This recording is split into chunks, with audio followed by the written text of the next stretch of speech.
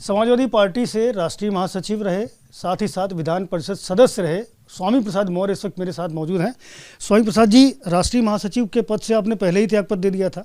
आज आपने विधान परिषद की सदस्यता से और समाजवादी पार्टी की प्राथमिक सदस्यता से भी रिजाइन कर दिया है। मतलब नाराज़गी बहुत बढ़ गई है, चीज़ें हाथ से निकल गई हैं अब। देखिए, कुल मिलाकर के मैंने पद को कभी महत्व नहीं दिया। इस देश के सामाजिक परिवर्तन के जो भी महानायक रहे हैं, ज्योतिबा फुले जी, छत्रपति साहू जी महाराज, भारतीय संविधान निर्माता बाबा साहब डॉक्टर भीमराव अंबेडकर, पेरियार रामास्वामी नायकर, नारायण गुरु, संत गाडगे, रामस्वरूप वर्मा जी, पेरियार ललई सिंह यादव, बाबू शहीद बाबू जगदेव प्रसाद जी और सामाजिक परिवर्तन के महानायक मानवर कांशीराम जी की विचारधारा का मैं सिपाही था। अपने राजनीति के शुरुआती दौर से मैं इन्हीं महापुरुषों की विचारधारा पर काम भी किया, अमल भी किया, व्यवहारिक जीवन में भी उतारने की कोशिश की और इस विचारधारा को मैंने कभी भी नहीं छोड़ा। पार्टियां छोड़नी पड़ी तो मैंने पार्टी छोड़ दी, पद छोड़ना पड़ा तो मैंने पद भी छोड़ दिया, नेता विरोधी दल कैबिनेट मंत्री का दर्जा उसे छोड़ना पड़ा, उसे भी छोड़ दिया, कैबिनेट मंत्री के पद को भी छोड़ दिया, राष्ट्रीय महासचिव पहले भी था जिस पार्टी में उसको भी छोड़ा, आज भी मैं राष्ट्रीय महासचिव पद तो छोड़ा। फिर जब विधान परिषद मैं जब समाजवादी पार्टी की प्राथमिक सदस्यता से इस्तीफा दे रहा हूँ तो नैतिकता के आधार पर मुझे विधान परिषद की सदस्यता से भी इस्तीफा देना चाहिए। इसलिए जैसे ही समाजवादी पार्टी की प्राथमिक सदस्यता छोड़ने का पत्र मैंने राष्ट्रीय अध्यक्ष श्री अखिलेश यादव जी को भेजा, वैसे ही मैंने विधान परिषद के माननीय सभापति जी को विधान परिषद की सदस्यता से भी त्यागपत्र देने का पत्र भेज दिया है। इसलिए पद आता और जाता है, लेकिन विचारधारा शाश्वत होती है और विचारधारा पर मैं ग्रहण नहीं लगने देना चाहता। विचारधारा के आड़े कोई भी आएगा तो स्वाभाविक रूप से उससे टकराना हमारी शक्ल में है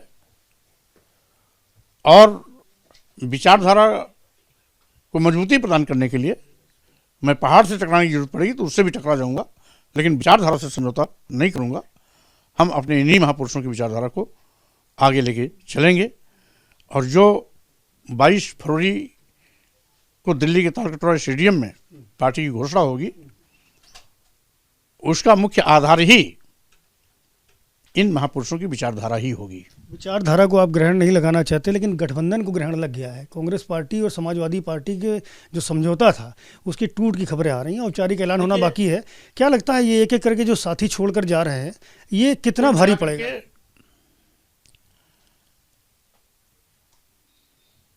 इंडिया अलायंस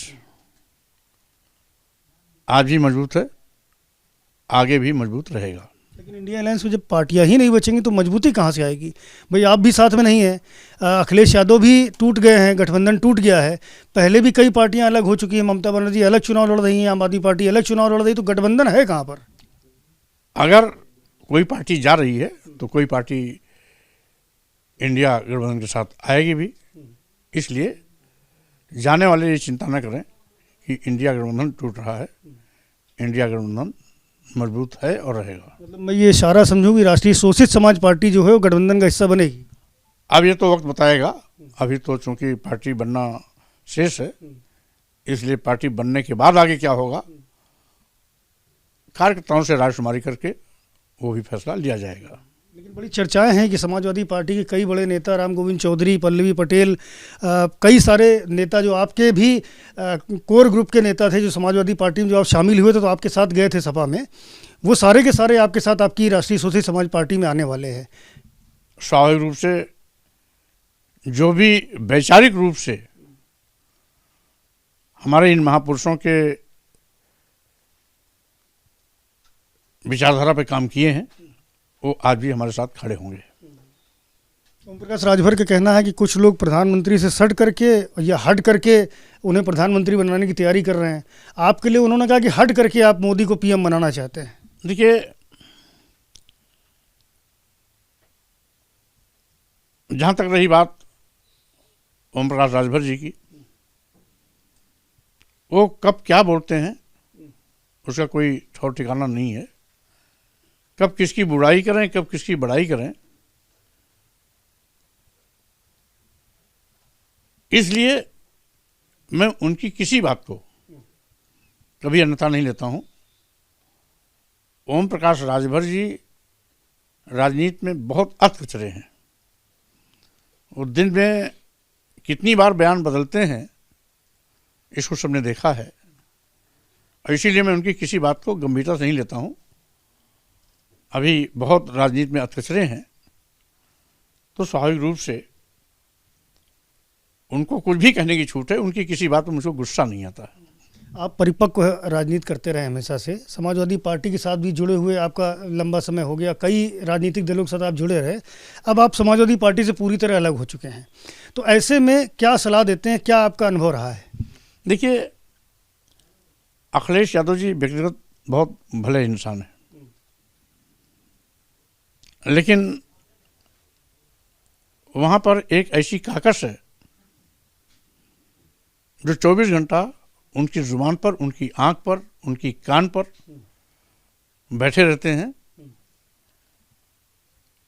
और इसीलिए वह स्वविवेक से कभी निर्णय नहीं ले पाते हैं, जिसके नाते हर जगह वो कहीं न कहीं गच्चा खाते हैं। क्या करना चाहिए, किससे सावधान रहना चाहिए अखिलेश यादव को?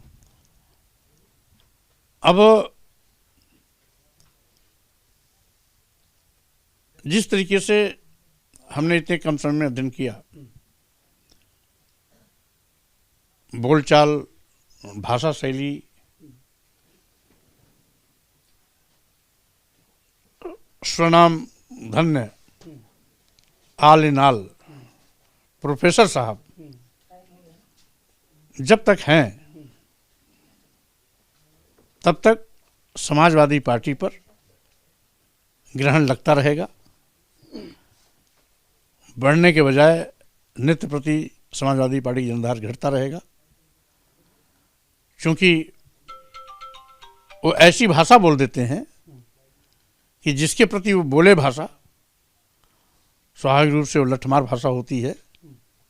पल्लवी पटेल जी पर भी अभी जिस प्रकार का भाषा उन्होंने कसा, वो हम समझते हैं पूरी तरीके से अराजनीतिक भाषा थी, लठमार भाषा थी।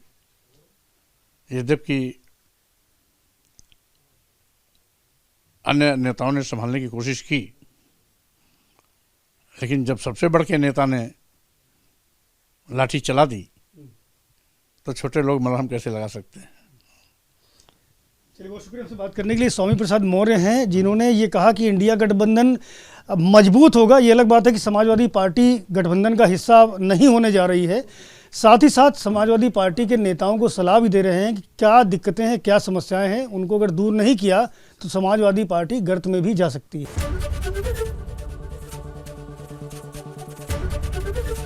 एबीपी गंगा, खबर आपकी, जुबान आपकी।